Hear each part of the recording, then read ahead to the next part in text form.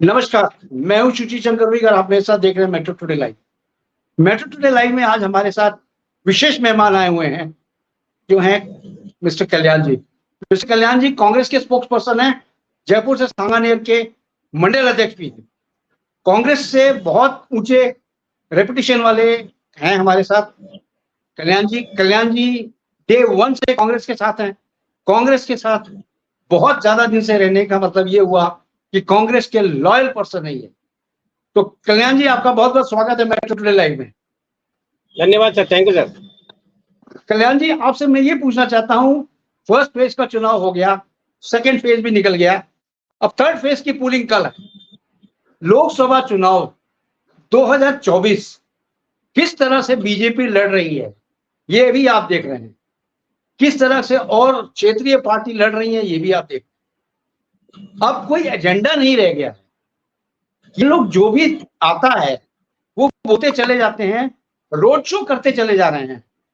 अब मैं आपसे ये पूछना चाहता हूं कल्याण जी, क्या थर्ड फेज में पोलिंग ऐसी हो सकती है जिससे कि बीजेपी राइस पे चली जाए, यानी 400 पार वाला इनका जो नारा है वो सक्सेस हो जाए, या मोदी की गारंटी? आप तो मोदी की गारंटी भी मुझे नहीं लगता कि वो भी गारंटी के साथ ही आगे आ रहे हैं, क्योंकि बीजेपी के लोग भी मैंने ग्राउंड पे देखा है बहुत हताश हैं, क्योंकि इंडिया को ज्यादा सीट्स मिल रही हैं जबकि बीजेपी को बहुत कम, एनडीए को बहुत कम सीट्स मिल रही हैं। ऐसा 2 सर्वे का रिपोर्ट आया है, वो मैं कल प्रस्तुत करूंगा क्या सर्वे का रिपोर्ट है। आज मैं आपसे ये पूछना चाहता हूं कि कल्याण जी, क्या 400 के पार मोदी जी जाएंगे या मोदी जी का सपना पूरा होगा वापस प्रधानमंत्री बनने का? इस पे कोई प्रकाश डालें। नमस्कार, मैं बोले। आपके माध्यम से बताना चाहूंगा कि पहले चरण में जो इन्होंने 102 सीटों के लिए जो पोलिंग करवाई उसमें पोलिंग परसेंटेज डाउन रहा। उसके बाद में फिर दूसरे फेज में इन्होंने जो पोलिंग करवाई या पोलिंग हुआ उसमें भी परसेंटेज डाउन रहा। पिछले परसेंटेज में इस परसेंटेज में एटलीस्ट ये मान के चलिए कि 5%, 10%, 15% का फर्क रहा है और वो कम पड़े हैं जी। पब्लिक का रुझान इस बार बहुत कम है और पब्लिक में एक जो उत्साह होता है वो बिल्कुल खत्म सा हो गया है। पब्लिक नीरस सी हो गई है और उनको एक तरह का ये बोझ लगने लगा है। जैसा कि बीजेपी बार बार जुमले दिए जा रही है, बीजेपी बार बार उनको सपने दिखाए जा रही है और वो सपने पे कहीं खरी नहीं उतर रही है। इन्होंने जो 2014 में जो सपने दिखाए थे वही सपने फिर वापस रिपीट कर रहे हैं। तो पब्लिक है वो सुन के वो थक चुकी है और जनता इनको समझ चुकी है कि ये खाली ढोल बजा रहे हैं और गारंटी करके लोगों को लुभा रहे हैं। अब विश्वास नहीं रहा। वो कहते हैं कि काट की आंडी बार बार नहीं टूटती। एक बार इनको वोट किया, भारी बहुमत से जिता दिया, तब इन्होंने कहा कि भाई हमारे को 5 साल मिले हैं, हमारे को अभी थोड़े ग्राउंड बनाने में टाइम लगेगा, हम अगले 5 साल में रिजल्ट दो। तो अगले 5 साल में फिर इनको पब्लिक ने मौका दिया और 2 बार इनको बहुत भली भांति और अच्छा एक मैंडेट दिया पब्लिक ने कि ये शायद हमारे लिए कुछ करेंगी। मगर ये एक कपोल कल्पित बातें करना या एक जुमले सुनाना वो रह गया है और अब तो ये लगने लगा है कि इनके पास में कोई मुद्दा नहीं रहा। बेसलेस चीजों को लेकर ये चुनाव लड़ रहे हैं और चुनाव में धीरे धीरे करके ये सारा अपने हथकंडे अपना चुके हैं। उनके पास में जो मेन हथकंडे थे कि धारा 370 है, राम मंदिर है, हिंदू मुस्लिम है, इसके अलावा आपका शमशान कब्रिस्तान है, या ये कह लो कि आपको बहकाने का काम जो सारा था कि आपका मंगलसूत्र छिन जाएगा, ये हर मीटिंग में आजमा चुके हैं और दोनों ही फेज में इनको पब्लिक ने आईना दिखा दिया है। मैं आपके माध्यम से ये बताना चाहूंगा कि जो धारा 370 इन्होंने अमेंडमेंट किया है, हटी नहीं है, उसमें कोई संशोधन हुआ है और वहां पर 3 सीटें हैं। अभी जो एट प्रेजेंट जो वहां पर यह है कि केंद्र शासित 3 सीटें हैं और तीनों सीटों पर बीजेपी इलेक्शन नहीं लड़ रही है। बीजेपी का कोई कैंडिडेट नहीं है, जबकि ये डिंडोरा पीट रहे हैं कि हमने बहुत बढ़िया काम कर दिया और हमारे को वहां से वाहवाही मिली है और हमारे को ये है वो है। अगर इनका इतना ही अच्छा वहाँ पे काम हुआ है और इतनी अच्छी चीजें हैं, तो फिर यह है कि उनको थोड़ा सा सोचना चाहिए। वो तीनों सीटों पे जो नदारद है, वहां पर कोई आदमी इलेक्शन नहीं लड़ रहा है, और जम्मू कश्मीर की तीनों सीटों पे बीजेपी की कोई गवर्नमेंट या बीजेपी का कोई कैंडिडेट नहीं है। तो ये निराधार बातें हैं कि 370 हटा दिए, 370 जो जुमला है वो चल रहा है, इन्होंने हटा दिया। अच्छा है, अगर इनको अच्छा लगता है, पब्लिक को अच्छा था, तो इनको ये करना चाहिए था। दूसरा मैं इनको कहना चाहूंगा कि अब तक के इलेक्शनों में इनको एक कम्युनिटी है जिसको माइनॉरिटीज बोलते हैं, ये वो वोट नहीं देती इनको, बाकी फिर भी उसके हित की बातें करते हैं ये, और उसको बार बार बहकाने की या लड़ाने का काम करते हैं। तो इनका तो काम यही है कि डिवाइड एंड रूल वाली पॉलिसी अपनाओ और जनता को बहकाओ या जुमलों में फंसाओ। कोई काम दाम नहीं करना है इनको, काम दाम नहीं करना है, खाली बातों में उलझा के रखना है। धीरे धीरे इनकी अब इलेक्ट्रोल बॉन्ड के माध्यम से या और दूसरे माध्यम से इनकी पोलें खुलना चालू हुई है। और अभी तो एक बहुत बड़ा एक और है जिसे कहते हैं कि पीएम केयर फंड। तो इनको एक डर है कि अगर पीएम केयर फंड की भी अगर मान लो कोर्ट ने अगर परमिशन दे दी और कोर्ट ने अगर उसका ब्यौरा मांग लिया, तो इनकी हवा के सक जाएगी। इनके पास तो कुछ नहीं है पब्लिक को बताने के लिए या पब्लिक को बहकाने के लिए, और पब्लिक धीरे धीरे इससे निराश और हताश होती जा रही है। क्योंकि आज की पब्लिक को चाहिए रोजगार, चाहिए शिक्षा, चाहिए और अपना अधिकार चाहिए। जो जनता के मूलभूत अधिकार है उससे वो लोग वंचित होते जा रहे हैं, उनकी कहीं पे कोई सुनवाई नहीं है। धीरे धीरे करके पूरे देश में अराजकता फैल रही है, और नई ही इनसे आतंकवाद जो कंट्रोल करने वाली स्थितियां थी वो हो रही है। रिसेंटली मैं आपके माध्यम से बताना चाहूंगा, कल परसों भी हमारे 3-4 जवान कश्मीर में शहीद हुए हैं, जो बड़ा दुर्भाग्य है। कांग्रेस के टाइम पे आतंकवाद पनप रहा था और वो धीरे धीरे बढ़ रहा था। उस वक्त आतंकवाद बहुत ज्यादा था और उसको धीरे धीरे करके कांग्रेस ने कंट्रोल किया, और कंट्रोल करने के बाद में जैसे ही वो गवर्नमेंट आई तो इसने उसका डिंडोरा पीटना चालू कर दिया। बाकी आतंकवाद अभी न तो खत्म हुआ है और न अभी उसमें कोई अंकुश लगा है। और सबसे बड़ी बात तो ये है कि हमारा युवा वर्ग जो है वो शिक्षित तो है मगर बेरोजगार है। शिक्षा पा लेने से उसको कहीं रोजगार नहीं है। धीरे धीरे करके इन लोगों ने जो सारे उपक्रम बंद कर दिए, और इन्हीं चीजों को लेकर आज का युवा वर्ग बिल्कुल हताश और निराश है। और मेरे को उम्मीद है कि इनकी 200 सीटें भी पूरी नहीं आएगी, जिस तरह का रुझान है। कल्याण जी, अभी आपने जो पुंछ में अटैक देखा है पाकिस्तान ने किया है, इसको आप किस तरह से लेते हैं? क्योंकि हमारे यहाँ इलेक्शन चल रहे हैं, इस बीच में एक कायराना हरकत, नाकाराना हरकत जो करता है पाकिस्तान, इसको आप किस तरह से लेते हैं? देखिए, बहुत बड़ा इशू नहीं है कि जब किसी देश में आजकल इलेक्ट्रॉनिक मीडिया है, हर खबर जो है हर जगह पहुंचती है, और हर आदमी को राइट है कि उसके बारे में अपने अच्छे और बुरे विचार रख सके। पाकिस्तान हमारा एनिमी कह सकते हो, या हमारा एक कंपटीटर देश है, या हमारा दुश्मन देश है, उसके थ्रू यहाँ पर जो है इस तरह की बातें होती है।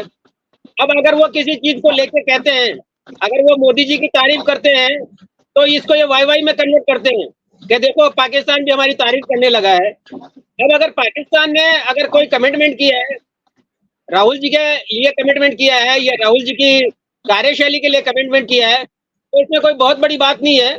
इसमें कोई भी कहीं पे भी किसी के लिए भी कमेंट कर सकता है। आज अमेरिका कमेंट कर सकता है, आज कनाडा कमेंट कर सकता है, आज ब्राजील कर सकता है, आज रशिया कर सकता है, या इवन ये कि आपका जो दूसरे अन्य कंट्रीज है, चाइना है, वो भी कर सकता है। तो चाइना से हमारा द्वेष है, हमारे दुश्मन है चाइना, बाकी किसी के विचार हम बंद नहीं कर सकते। तो ये खाली प्रोपागंडा है, ये इनके पास में कोई मुद्दा नहीं है। इसलिए ये चाहते हैं कि पब्लिक किसी तरह से फिर वापस हमारी बातों में आ जाए या हमारे जुमलों में आ जाए, और फिर हम पाकिस्तान की तरफ इसको डाइवर्ट करते हैं। जैसा पिछले इलेक्शन में भारत पाकिस्तान कर करके इलेक्शन जीते हैं। आपको याद होगा शायद पुलवामा कांड जो है पाकिस्तान ने करवाया था, और पाकिस्तान के आतंकवादियों के थ्रू हुआ था, और उसका आज तक उसकी कोई इंक्वायरी नहीं है। तो वो कहाँ से आए थे, वो आरडीएक्स कहाँ से आया था, आरडीएक्स कहाँ तक चले गया और कैसे वो हो गया। और उसके बावजूद ये लोगों ने पाकिस्तान की एक एजेंसी को बुलाकर उसका मुआयना करवाया था कि साहब हमारे को सहयोग दो। तो जो आदमी चोरी करता है या जो आदमी इस तरह की आतंकवाद की हरकतें करते हैं, आप चोर से चोरी के बारे में इन्वेस्टिगेशन करवाते हो, तो ये सबसे बड़ी बेशर्मी की बात है और यही इनकी पॉलिसी रही है। तो जनता अब तक नहीं समझ रही थी। जनता को एक कांग्रेस के प्रति एक दूसरा विकल्प चाहिए था। उनको लग रहा था कि कांग्रेस से ये बेहतर हमारे को कर सकते हैं या बेहतर अपने देश की तरक्की कर सकते हैं। वो अब उस चीजों पे नहीं उतर रहे हैं। ये इनके 2 करोड़ के वादे, 2 करोड़ नौकरियों के वादे, 15 लाख रुपए या काला धन। आज देखिए देश में क्या स्थिति हो रही है। सारा काला धन जी स्विस बैंक में 4 गुना बढ़ गया है। स्विस बैंक की जी जी वर्ल्ड रिपोर्ट ये है कि आज की डेट में इंडिया का जो अमाउंट जो था वो 4 गुना स्विस बैंक में जमा हो गया। अब कोई बात नहीं करता, कोई काले धन की बात नहीं करता, कोई हर चीज को इन्होंने कहा था, नौकरियों की बात नहीं करता, रोजगार की बात नहीं करता है, शिक्षा की बात नहीं करता है। ये कहते हैं सबका देश, सबका विकास, सबका साथ। तो ऐसा मुझे लगता नहीं है। इनका विकास करने का और साथ देने का सिर्फ लिमिटेड लोग बाग है, जो 10-15% लोग बाग है। मैं आपके माध्यम से ये भी बताना चाहूंगा कि आज एक ही आदमी के पास में इंडिया की कैपिटल 75%, एक ही आदमी के पास में 75%। अगर कल को खुदा ने खास्ता वो आदमी अपने हाथ खड़े कर देता है या नीरव मोदी और माल्या की तरह अगर विदेश में सेटल हो जाता है, तो इंडिया वो स्थिति होगी जो पाकिस्तान की नहीं है या बांग्लादेश की नहीं है या श्रीलंका की नहीं है। यहाँ पर वो जी स्थिति हो जाएगी आर्थिक और हर तरह से हम बिल्कुल बर्बाद हो जाएंगे। तो ये बहुत बड़ी मोनोपोली है। के माध्यम से मैं ये भी बताना चाहूंगा कि आज जो देख रहे हैं आप कि आपने एयरपोर्ट एक आदमी को दे दिए, आपने इसके साथ साथ एक आदमी को दे दिए गए, आपने इसके साथ साथ एक रेलवे एक आदमी को दे दी गई। ये तीनों चारों चीजें जो देश की एक कैपिटल थी और देश को इससे आर्थिक मदद मिलती थी या रेवेन्यू मिलता था, आज वहां पर ही देखिए पहले लिखा होता था भारतीय एयरपोर्ट, आज लिखा रहता है अडानी एयरपोर्ट। पहले लिखा होता जी है भारतीय रेल, आज लिखा होता है जी अडानी रेल। तो ये समझ में नहीं आ रही इनकी पॉलिसी, इन्होंने ये इनको बेची है या ऑन एग्रीमेंट किया है। तो अगर किसी किराएदार से एग्रीमेंट करते हैं तो किराएदार मकान मालिक नहीं बन जाता, वो अपना नाम नहीं लिखा सकता। मगर इन्होंने जो जगह जगह देखो तो वहां पर अपने नाम लिखवा दिया। आप कहीं पे भी चले जाओ अडानी एयरपोर्ट मिलेगा, रेलवे पे आप देखो अडानी रेलवे मिलेगा। तो इनको समझ में नहीं आ रहा, ये देश को बेच रहे हैं, देश के साथ धोखा कर रहे हैं और जनता को भी मिसगाइड कर रहे हैं। क्योंकि भारतीय जनता या भारतीय लोग बहुत सीधे लोग बाग है और वो धर्म के प्रति उनकी बहुत बड़ी आस्था है। धर्म के प्रति वो घर पे आए हुए आदमी को भी अपने पास खाने को नहीं हो, आपके पास में रोटी है, आज की रोटी है, वो भी आप उसको दे देते हो कि भाई चलो ठीक है, किसी का पेट भर जाएगा। तो बहुत लिबरल आदमी है, बहुत सीधे आदमी है। और हमारे यहाँ शिक्षा का अभाव है, शिक्षा का अभाव है, तो धीरे धीरे शिक्षा बढ़ेगी तो हम लोग बाग बढ़ेंगे। अदरवाइज धीरे धीरे करके ये लोग बाग पूरे देश को बेच पाएंगे और धीरे धीरे देश को बर्बाद कर देंगे। मैं तो आपको माध्यम से यही बताना चाहूंगा कि पहली जरूरत है शिक्षा, दूसरी है रोजगार और तीसरी है देश के लिए पिछड़े लोगों को, ऐसे लोग बाग जिनके पास में दिमाग है, माइंडेड आदमी है, ब्रिलियंट आदमी है, मगर पढ़ने के लिए सक्षम नहीं है, उन लोगों को गवर्नमेंट की तरफ से हेल्प मिले, सहायता मिले और उन लोगों के लिए अलग से एक कोटा बने, चाहे वो किसी भी कास्ट का हो, कास्ट से कोई मतलब नहीं है। जो बच्चा अगर मान लो पढ़ेगा तो आपका देश का नाम रोशन करेगा, देश के लिए तरक्की करेगा, आगे बढ़ाने में सहयोग करेगा। तो ये सारी चीजें गवर्नमेंट को सोचनी है कि आपस में लड़ा के या आपस में देश चलाने के लिए आदमी को परिपक्व होना चाहिए, ब्रिलियंट माइंड होना चाहिए। क्योंकि आज इलेक्ट्रॉनिक युग है और हम इसमें बहुत पिछड़ रहे हैं। तो आपके माध्यम से मैं तो पब्लिक को भी यही कहना चाहूंगा कि ज्यादा से ज्यादा वोट दे और ऐसी गवर्नमेंट को वोट दे जो आपको जुमले नहीं हकीकत दे, आपके रोजगार के बारे में सोचे, महंगाई के बारे में सोचे, आपकी शिक्षा के बारे में सोचे, आपकी मूलभूत सुविधाओं के बारे में सोचे। आज धीरे धीरे हमारे पीने का पानी खत्म होता जा रहा है, पानी के बारे में इनके पास में कोई प्लानिंग नहीं है। हमारे किसान जो है पिछले करीब 6 महीने से स्ट्राइक पे बैठे हैं, उनसे कोई विचार करने को तैयार नहीं है। आज ये तो ऐसी पार्टी हो गई कि ब्रजभूषण जैसा आदमी हमारे देश का गौरव खिलाड़ियों के साथ बदतमीजी करे और आप फिर उसी के बेटे को टिकट दे दे। आज रेवन्ना देख रहे हैं, एक जो HD देवगौड़ा के पौत्र साहब है रेवन्ना जी, उन्होंने 3000 रिकॉर्डिंग बनवाई है, वीडियोस बनाए हैं, वायरल हो रहे हैं, और आप उसके लिए वोट मांग रहे हो पब्लिक से। तो ये बेशरम पार्टियां हैं, और बेशरम लोगों की इंडिया में कोई जगह नहीं है। धीरे धीरे लोग बात समझने लगे हैं और समझ जाएंगे। मैं तो आपके माध्यम से यही कहूंगा कि वोट बहुत ज्यादा डाले, वोट अपना मताधिकार है, और वोट के प्रति, वोट के थ्रू ही आप किसी को चोट दे सकते हो, किसी को सबक सिखा सकते हो। आपके पास मौका है, हर 5 साल बाद में ये मौका आता है, तो इसको नहीं गंवाना चाहिए। और आने वाली 7 तारीख को जितना ज्यादा से ज्यादा वोट डाल सके, जितना ज्यादा से ज्यादा वोट डलवा सके, वो डलवाए जी और अपने देश को सशक्त और मजबूत बनाए। वोट ही सर। जी कल्याण जी, जी मैं आपसे ये पूछना जी चाहता हूँ, इस डेमोक्रेटिक एरिया में, इस डेमोक्रेटिक रीजन में एक विपक्ष अगर मजबूत नहीं है तो वन साइडेड डिसीजन होते हैं। इसलिए विपक्ष को होना बहुत जरूरी है, और विपक्ष वो भी हो जो काफी मजबूत हो।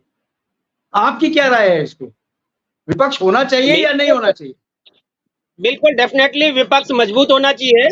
अगर विपक्ष मजबूत होगा तो अच्छा काम होगा, बदमाशी नहीं होगी, बेईमानी नहीं होगी, और काम में पारदर्शिता रहेगी। तो सामने वाली जी पार्टी को डर रहेगा कि हम बदमाशी कर रहे हैं या नहीं कर रहे हैं, या पार्टी ने अगर कोई काम करवाया है, गवर्नमेंट ने कोई काम करवाया है, तो उसमें कितना पैसा लगा है, कहाँ गया है, क्या किया है, ये विपक्ष का काम है। बिना विपक्ष आप बिल्कुल निरर्थक है, कुछ नहीं है। क्योंकि जब तक एक हाथी बहुत बड़ा होता है, मगर उसमें भी एक अंकुश की आवश्यकता पड़ती है। हाथी मजबूत है, बलवान है, मगर वो अंकुश नहीं होगा तो वो चल नहीं पाएगा, वो इधर उधर घूमेगा। वैसे ही गवर्नमेंट जी के लिए भी विपक्ष बहुत जरूरी है। और यही हमारे देश का दुर्भाग्य है कि गवर्नमेंट धीरे धीरे करके, या सत्ता पक्ष धीरे धीरे करके विपक्ष को खत्म करती जा रही है, जो ठीक नहीं है, हमारे देश के लिए भी ठीक नहीं है, और जनता के लिए भी ठीक नहीं है।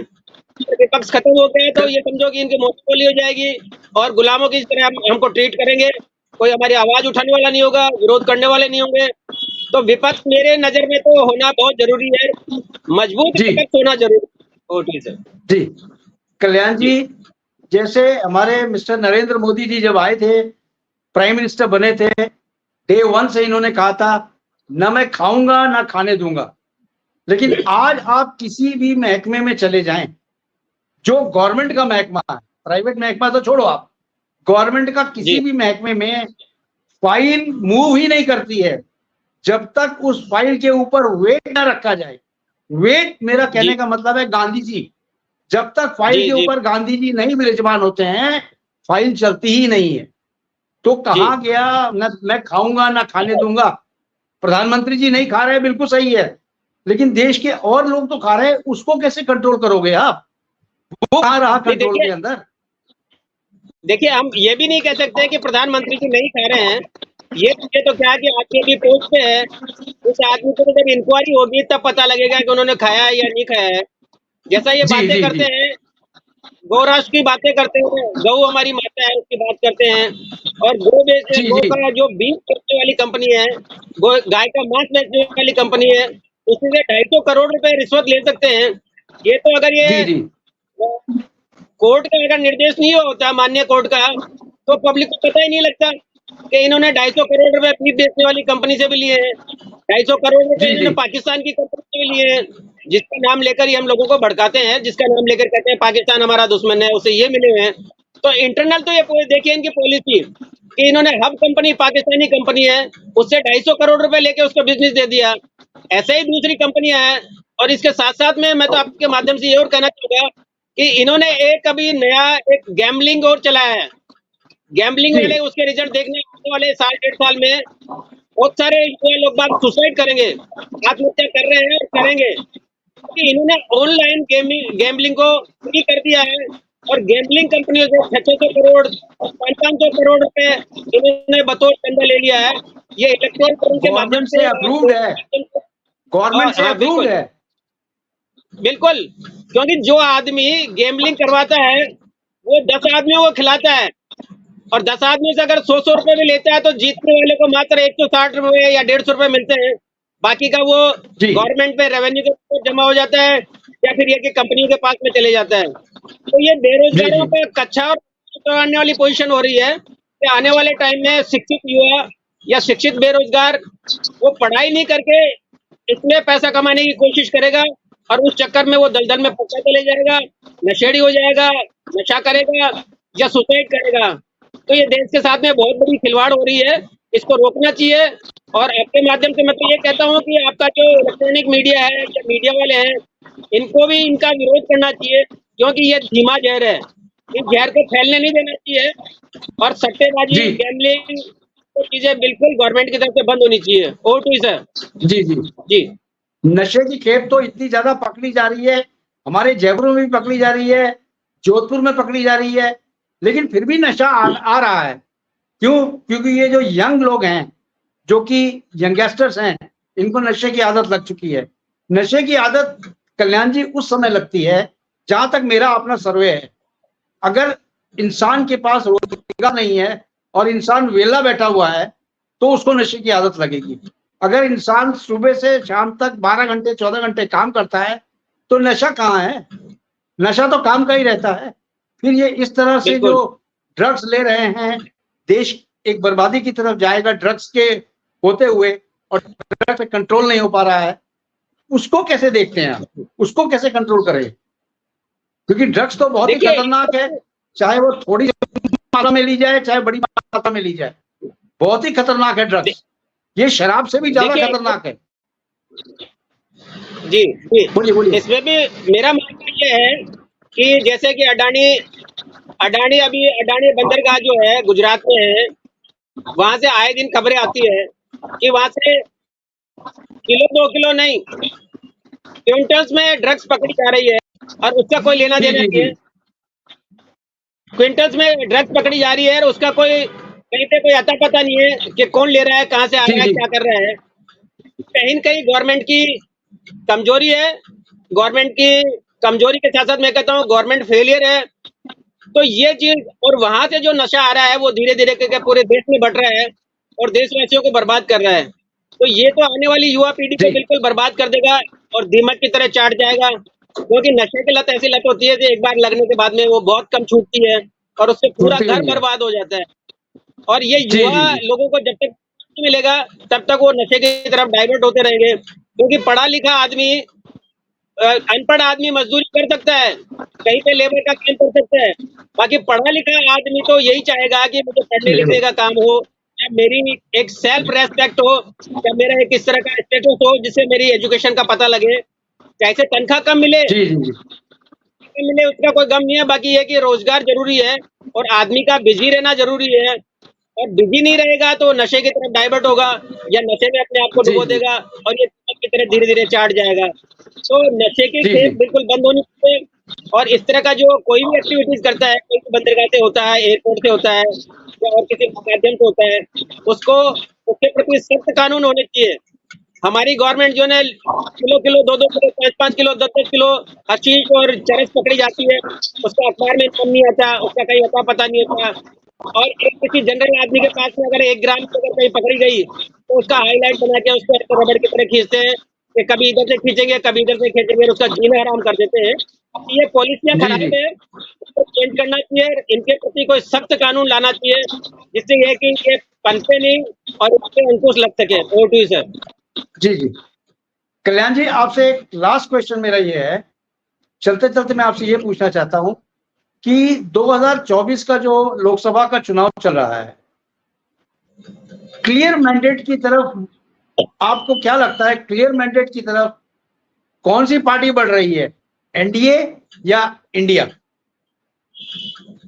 देखिए, मेरा मानना ये है कि अब तक जो लोग बाग सोच रहे थे कि तीसरी बार मोदी सरकार 400 पार का जो जुमला इन्होंने दिया था उसकी हवा निकल जी चुकी है 2 फेज, और तीसरे फेज में भी इसकी हवा निकल जाएगी। क्योंकि पिछली बार गुजरात में जो 25 सीटें थी, 25 में से 25 इन्होंने जीती थी। अभी गुजरात में वो स्थिति नहीं है। कर्नाटक में 14 सीटें थी, 14 में से 14 इनके पास में थी।